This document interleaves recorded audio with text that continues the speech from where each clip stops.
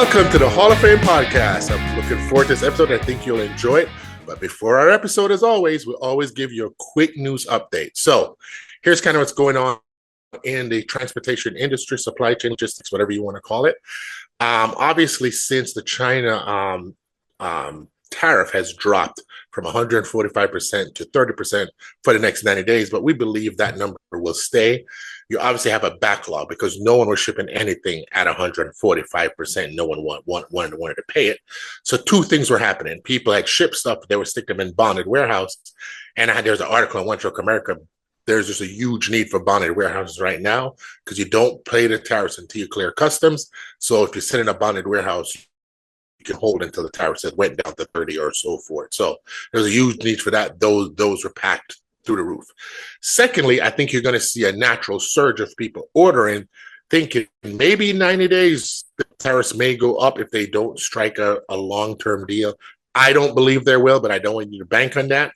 So I think you're going to see a huge push. And also you have the out-of-school items that you get. This is summer, your patio furniture, all those things that we are not made here in America. It's made in China or India, Indonesia, Vietnam, you name it. So you're going to see a huge surge of that equipment coming across. So I don't want my trucking compadres out there to take this as, oh my God, the freight is back. Let's go add trucks. Do not do that. Take advantage of it. Try to get the best rates you can. Be busy.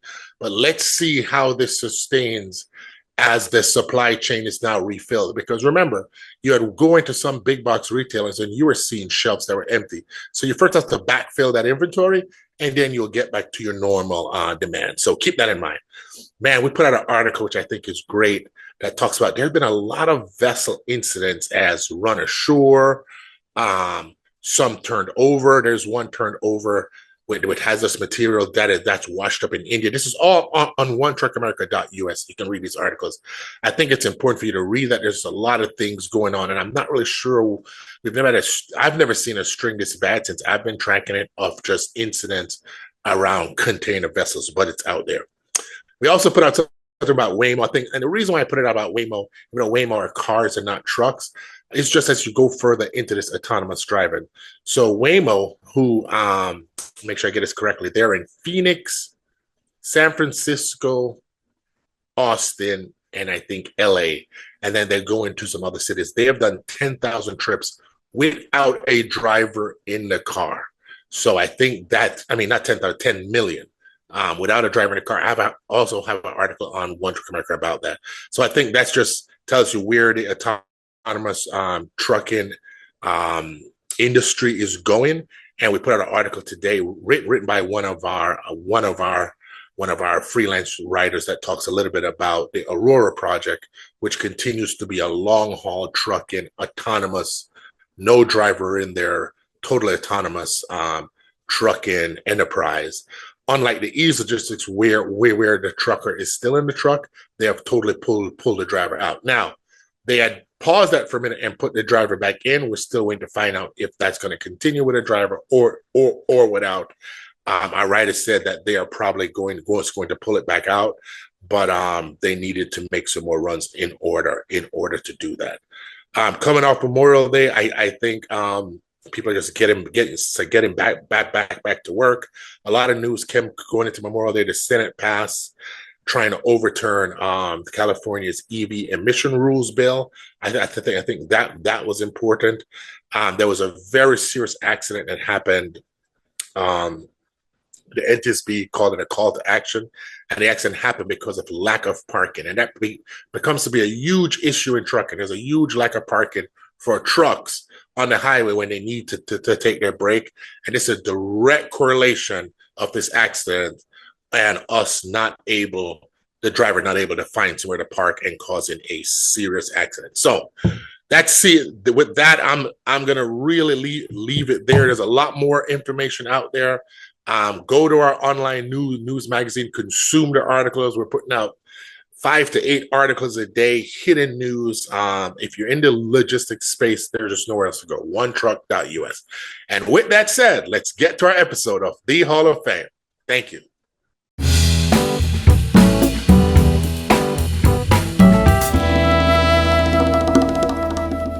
Welcome to the Hall of Fame podcast. This week we have Harbinger online and we have the co-founder, Phil.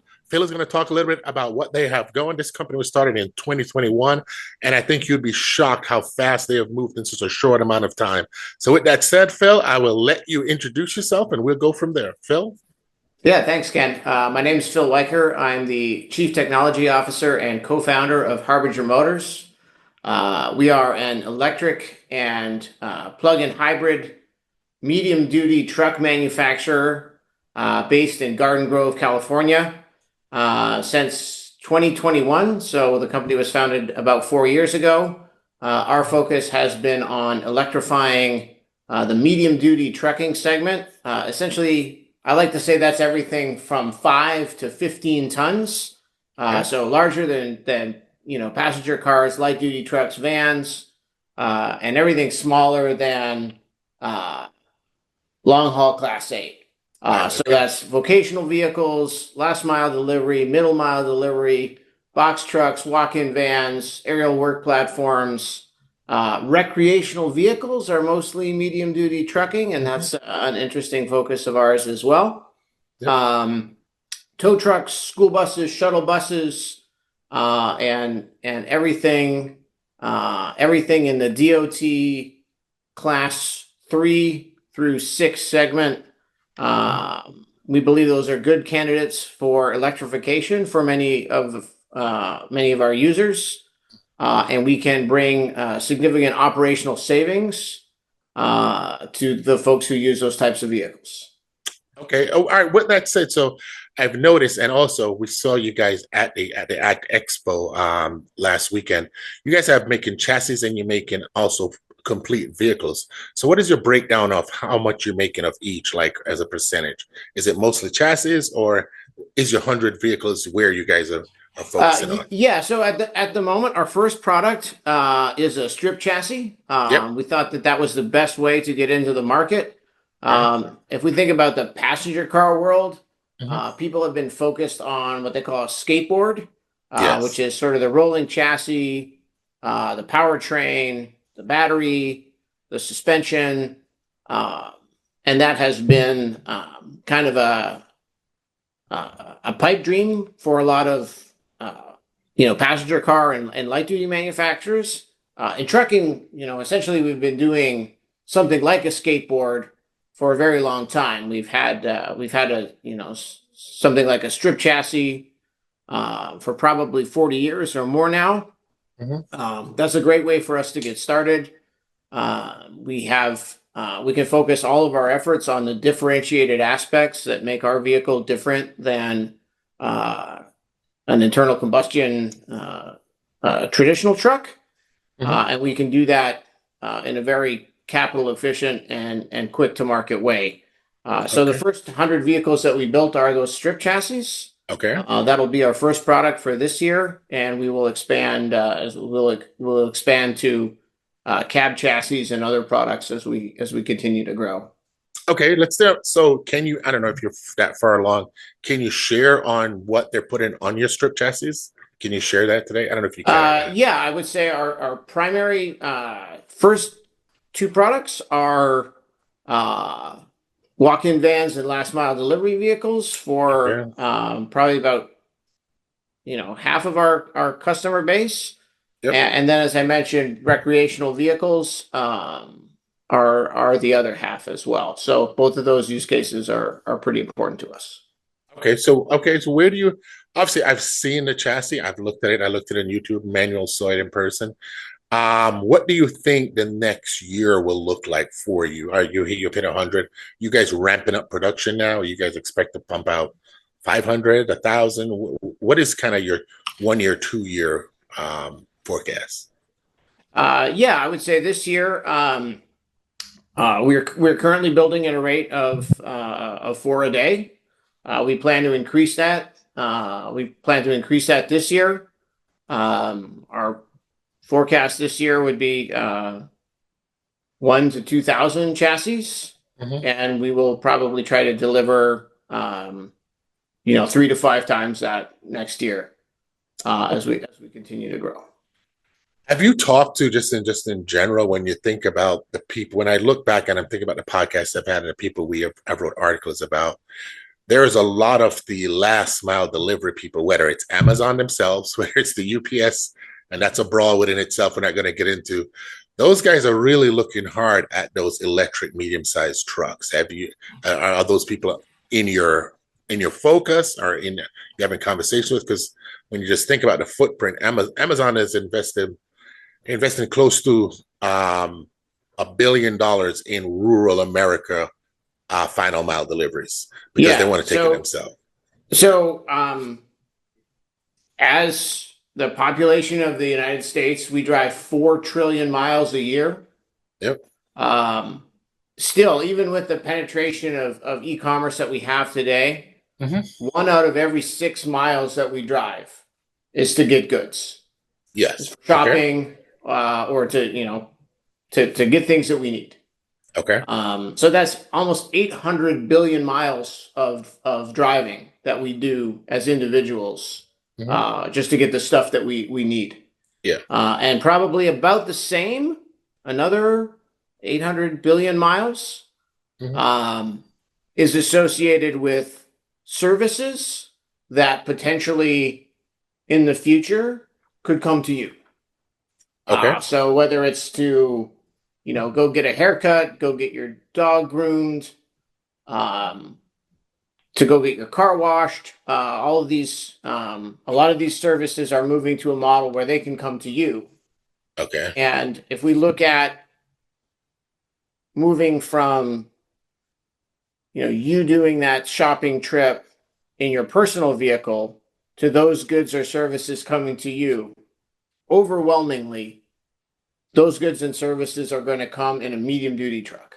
Makes sense. That is the sort of the tool of choice for e-commerce delivery. And like I said, for a lot of those new models for bringing services to people instead of you going to get them. So that is basically a third of the driving that we do is potentially replaced by medium duty trucks. One of the reasons that we started this company and we focused on this segment is medium duty trucking is an extremely strong contender for electrification. Yeah. It's a very compelling. It's very compelling to use an electric vehicle for most of the medium duty. Most of the medium duty truck use cases. Excuse me. Bless you. Typically, 75% of medium duty vehicles in the US drive less than 75 miles a day. A lot of them drive less than 50 miles a day. Many of them drive, only 5 to 10 miles a day. Okay. We want. Go ahead. I'm sorry. Yeah, we want when we order goods and services, we want them quickly. We want them to come right to our door. We need something that can actually go the last mile, that can get to sort of every postal delivery address in the country. I think it makes sense. Duty, yeah, that makes sense. That makes sense. Can I ask you a question? How is your chassis weight versus a gas chassis weight? Yeah. So I think that's been, one of the things that we wanted to do. A number of us come from the West Coast technology ecosystem, and one of the things that we wanted to do when we started Harbinger Motors is to bring that kind of innovative thinking to a segment that had not, it probably hadn't been disrupted for a very long time. And as a result, being weight conscious has been really important to us all along. And I think for the first time we can say that we are essentially at weight parity, or maybe even a little lighter than a comparable diesel vehicle. Wow. Yeah. So That's impress. That's yeah, impressive. we're about 100 pounds lighter than a diesel vehicle And that that's makes in the same this weight class. and this makes this a no-brainer. And if weight's not, I mean, weight's always a thing you hear on your Class A type trucks. But if weight is not an issue, I mean, I know what final mile they run around and do deliveries within 10, 20 miles of a DC. They're not going very far and they're not driving a lot of miles, to be totally honest with you. So using an electric vehicle makes sense. I don't see how it doesn't, especially that you're not delivering at midnight so you can plug them in. I mean, it's not like you're Yeah, doing 24/7 deliveries, so they that's all come right. back. So, That's right. So when we looked at electric trucking.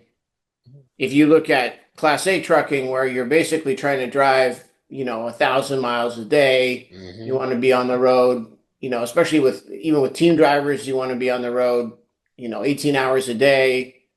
You have very limited time to charge. Your Yep. charging stops probably occur at truck stops or remote locations. We would have to get very high levels of electrical power, essentially to the middle of nowhere. And, the battery is going to double or triple the cost of the tractor. Yeah. That I just don't know that that didn't seem like something compelling to focus on. Whereas we look at medium duty, like I said, typically about 100 miles a day is plenty for most operators. Playing. Most of Yeah. these vehicles are single shift, Mhm. which gives us lots of time to charge. The Yep. vehicles can charge at industrial or commercial locations, so we can bring all the vehicles to a central place and charge them overnight. It just makes a ton of sense. So how long does it take? So all right, I totally get that concept. Great idea. How long does it take to charge it from being totally empty? How long Yeah, is it? so on a DC fast charger, we can charge in an hour, but we expect most of our customers will probably use a level 2 AC charger and charge overnight in somewhere between 4 to 8 hours. Oh, that's perfect. Okay. No, I love it. Well, great. No, I think that's a great introduction. I think you really hit the points of what we wanted to get out to our listeners. So in closing, what do you want to, is there anything you want us to know about your company or anything coming or anything you would like us to know? I'll give you a couple of minutes here just to tell us anything else here about Harbinger. Yeah, I think the other major sticking point for trucking and fleet electrification has always been cost. People have struggled with the cost of electric vehicles in this segment. Um, we chose to focus on vertical integration for all of our key components. So we make our own battery packs, we make our own electric drivetrain, and we're able to, so to speak, cut out the middleman. And our focus has always been offering our vehicles at cost parity. So that it's an extremely challenging task, but we believe that the savings associated with operating an electric vehicle, which are considerable. Yes. Typical medium duty truck costs about 80 cents a mile to operate. Yeah. And if you transition that vehicle to electric, you cut that in half. So 40 cents a mile Wow. to operate an electric vehicle. So basically 40 cents a mile saved. Yeah. Those vehicles typically drive about 500,000 miles over their lifetime. Okay. So every vehicle that a fleet owner transitions from diesel to electric will put $200,000 in their pocket. Well, that's real. That's a good point. I never thought about. I never thought about that savings. That's a big number. So you can really afford it to be a little more expensive, which you're not, which wouldn't probably hurt someone because anyone's going to price this out. They're gonna amortize it over 5 years, 4 years, or some version of that. So if you're getting that kind of savings, I think it makes it a no-brainer.